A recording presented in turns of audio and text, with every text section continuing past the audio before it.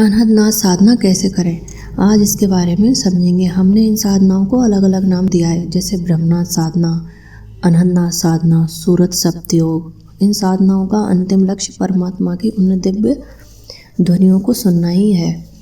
नाम अलग अलग होते हैं, लेकिन सभी साधनाओं का परम तत्व उन दिव्य आवाज़ों के संपर्क में आना ही है।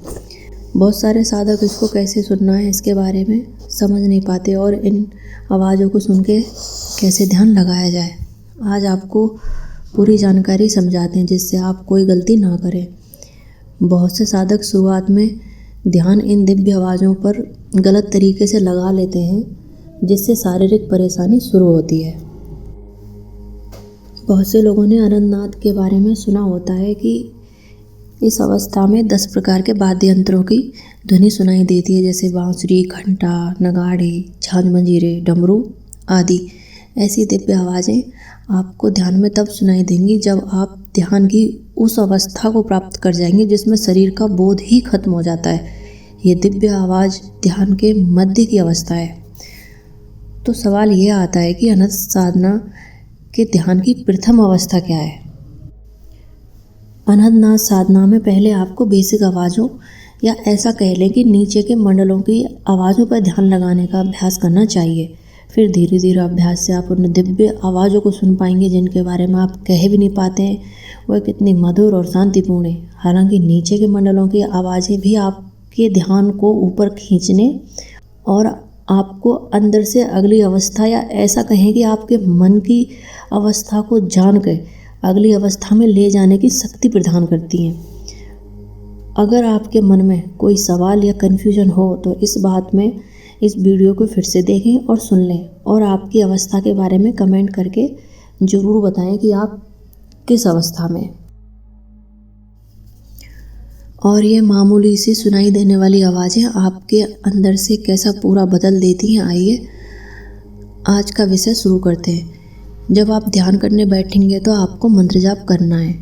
मैं कोई मंत्र नहीं बता रही हूँ। जो आपके इष्ट देव हैं जैसे राम, कृष्ण, महादेव, किसी भी नाम का स्मरण कर सकते हैं। साधक का जहाँ मन लग रहा है, जिस दिव्य शक्ति के साथ मन है, उनका नाम स्मरण कर सकते हैं। जब आपका मन शांत हो जाए, विचार थोड़े शांत हो जाएं, तो आपको मंत्र जाप बंद कर देना है। बहुत से साधक कानों में उंगली डालकर शुरुआत में इन आवाज़ों पर ध्यान करते हैं।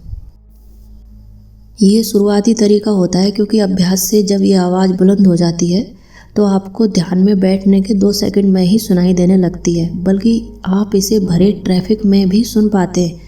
लेकिन शुरुआत में आपको आपके घर में लगा एसी, पंखा आदि की आवाज़ें भी परेशान कर सकती हैं, और आजकल ऐसी जगह खोजना बहुत मुश्किल है जहां पूर्ण शांति हो।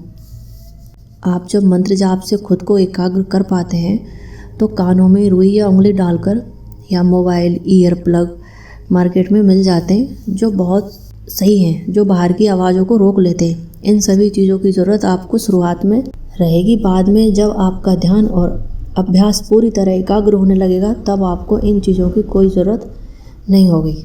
अब बात करते हैं जो शुरुआती आवाज़ें आपको सुनाई देती हैं, या ऐसा कहें कि जिन आवाज़ों पर आपको शुरुआत में ध्यान लगाना है। शुरुआती आवाज़ों में कुछ उदाहरण दे रही हूँ, जैसे पहली आवाज़ रात के सन्नाटे जैसी, या फिर कहें कि झींगुर के बोलने की जैसी आवाज़, और दूसरी आवाज़ है साएं साएं की, जैसे पुराने समय में रेडियो के स्टेशन ना पकड़ने पर जो आवाज़ होती थी वैसी आवाज़। पुराने टेलीफोन की लाइन ख़राब होने पर जो झरझराहट की आवाज़ आती थी वैसी आवाज़। तीसरी आवाज़ है सीटी की आवाज़। सीटी की आवाज़ कम या ज़्यादा होती रहती है, लेकिन एक तल पे ऐसा लगता है कि बराबर सुर सुनाई दे रहा है। अब आते हैं चौथी आवाज़ पे। चौथी आवाज़ चिड़ियों के चहचहाने की आवाज़। ऐसा लगता है जैसे छोटी चिड़िया चहक रही है, फिर अचानक ऐसा लगता है कि बहुत सारी चिड़ियाँ एक साथ चहक रही हैं। कुछ साधकों को साथ में पानी के बहने की आवाज़ सुनाई देती है, जैसे झरना बहुत शांत तरीके से बह रहा हो। ये सारी दुनिया साधक के एकाग्र ध्यान पर निर्धारित है। जो साधक जिस अवस्था में होगा उतना ही नाद गहरा होता चला जाता है। लेकिन आपको इनमें से जो भी आवाज़ सबसे पहले सुनाई दे उस पर ध्यान कैसे करना है अब वह समझते हैं। ऐसी अवस्था में साधक को कोई भी आवाज़ दाएं या बाएं कान से सुनाई देती है, कभी आपको दाएं कान से कभी आपको बाएं कान से तेज़ सुनाई देगी। यहाँ साधक परेशान हो जाता है कि क्या करूँ, इस आवाज़ पर कैसे ध्यान लगाऊँ या इस आवाज़ को कैसे सुनूँ। असल में ये आवाज़ आपके कानों से नहीं आ रही है, चाहे ये आपके दाएं कान से महसूस हो या ये आपके बाएं कान से महसूस हो। असल में ये आवाज़ आपके माथे के बीचों बीच दोनों भ्रुकुटी के मध्य से आती है, जिसको थर्ड आई पॉइंट भी कहते हैं। क्योंकि हमें हर आवाज़ को कानों से सुनने की आदत है, तो हमें ऐसा ही लगता है कि ये सारी आवाज़ें कानों से आ रही हैं, जबकि कानों से इन आवाज़ों का कोई संबंध नहीं है। अब ध्यान से सुनिए, क्योंकि कुछ साधकों को ध्यान करने से शारीरिक पीड़ाएं होती हैं। अगर साधक इन आवाज़ों को एक कान से सुनता है या एक तरफ से आ रही आवाज़ों पर ध्यान लगाता है, तो आपके आँखों की पुतलियाँ भी सेंटर में ना रह के उस दिशा में घूम जाएंगी जिस साइड से आप ध्यान लगा रहे हैं। जैसे लेफ़्ट साइड से आवाज़ आ रही है आपके कानों में, आप उस पर ध्यान लगा रहे हैं, तो आँखों की पुतलियाँ लेफ़्ट में घूम जाएंगी, जिससे आपकी आँखों में जलन या दबाव बनने लगेगा और आँखों में भारी भारी से महसूस होंगी, जो आपके ध्यान को तोड़ देती हैं। दूसरी समस्या क्या होगी, अगर पूरा ध्यान राइट साइड में केंद्रित कर देते हैं तो लेफ़्ट साइड के पैर के अंगूठे से लेकर कंधे तक खिंचाव होगा। धीरे धीरे आप इस अवस्था को जिस साइड से पकड़ने का अभ्यास करेंगे, दूसरी साइड में खिंचाव महसूस होगा। कई बार आपका एक घुटना ऊपर की ओर उठने लगेगा, जिससे आपका शरीर एक तरफ झुक जाएगा। इससे आपके घुटने या टांग में दर्द महसूस होना शुरू हो जाएगा। वो दर्द आपके ध्यान को नीचे खींच लाएगा और आपका ध्यान का आसन वहीं टूट जाएगा।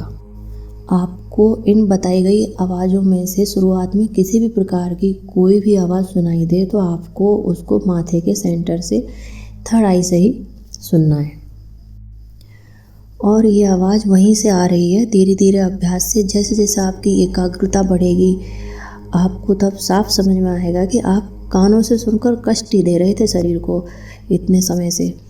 यह आवाज़ तो तीसरे तिल यानी थर्ड आई माथे के बीचों बीच से ही सुनाई दे रही थी। जब आप माथे के बीच ध्यान करेंगे तो आपको लगेगा कि वहाँ तो कोई आवाज़ ही नहीं है। फिर भी आप अपने ध्यान को माथे के बीच में ही रखें। जब तक आपका ध्यान माथे के बीचों बीच नहीं रुकेगा, तब तक आपको आँखों की समस्याएं, एक पैर से कंधे तक की दर्द की समस्या बनी रहेगी। फिर आपका हर रोज़ का ध्यान इन्हीं समस्याओं में उलझा रहेगा, जिससे आप आगे की अवस्थाओं में पहुंच ही नहीं पाएंगे। दाएं बाएं का चक्कर छोड़कर आप इस आवाज़ को वहीं माथे के बीचों बीच से ही सुनने का प्रयास करें। माथे के बीचों बीच ध्यान करने से ना ही कोई शरीर में खिंचाव होगा, ना ही आँखों में परेशानी होगी। धीरे धीरे आप इस आवाज़ में रम जाएंगे। ये आवाज़ आपके ध्यान को ऊपर खींचती हुई ले जाएगी, ध्यान को आँखों के ऊपर ही टिकाए रखेगी। ये लगातार अभ्यास से होगा, रोज़ाना ध्यान साधना करने से होगा।